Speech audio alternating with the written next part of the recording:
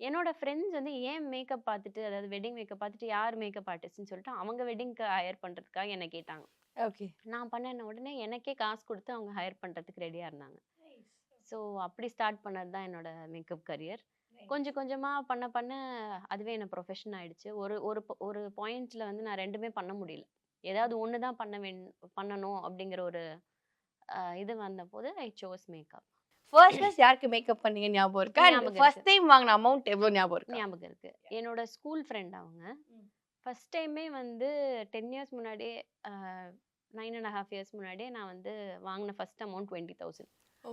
ரொம்ப ஓகே. பெரிய அமௌண்ட் இல்லையா? அது யாஹ்! மேக்கப்க்கு. ஸோ ஆமா.